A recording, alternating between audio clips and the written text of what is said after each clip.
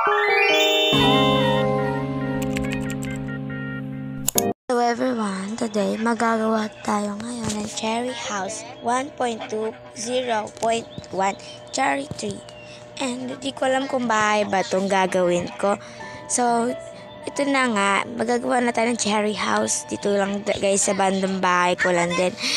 And ito nga pala guys mga kailangan natin para makagawa tayo ng mga gamit, at saka mai-repair na natin. Makagawa tayo ng mga gusto natin gawin, mga ganun na ba?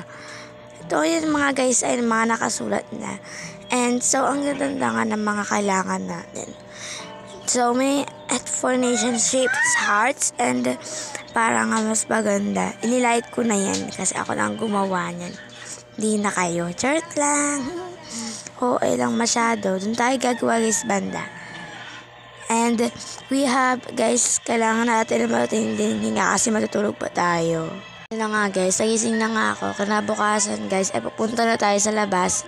So, gabi lang pala guys kasi ang galing talaga guys ng mga namin. So, kami na talaga guys gumawa. Ay, kami ba?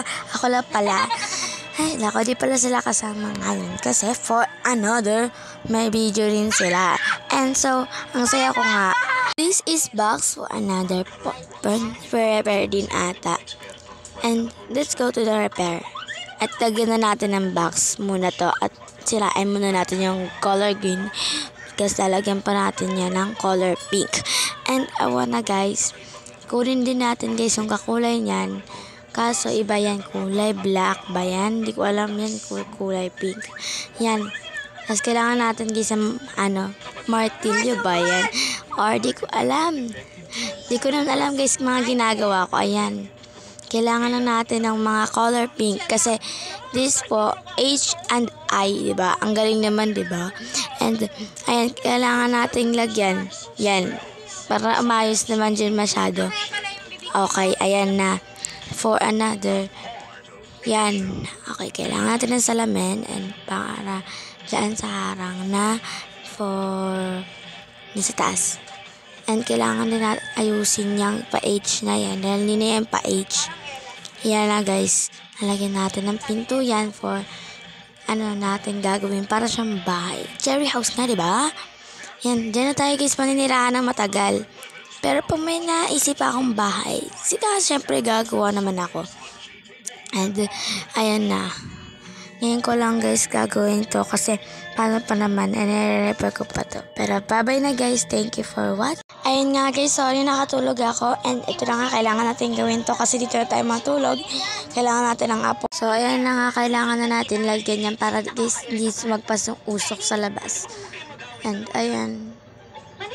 Kailangan natin for hagdan kasi aakyat din tayo ng taas. Kailangan naman hindi tayo makita ng taas kasi dun ata tayo maninirahan. Yeah, para tayo higa. And guys, ang cute, diba? And pretty like you, no? And di ko na alam kung ano pang gagawin ko. Basta, ito lang guys ang gagawin ko. Para mapagawa ko na lahat. Kasi kailangan ko na ang mga gamit para sa kitchen. Para makapagluto rin ako ng pagkain. So guys, dahil nga malapit na guys matapos tong video ko. Gusto ko lang nga pala mag-like sana kayo and i-share nyo naman to. And i-follow nyo na lang ako sa Facebook page. Lorraine A. Cuyos. Bye-bye po. This is beautiful house. Thanks!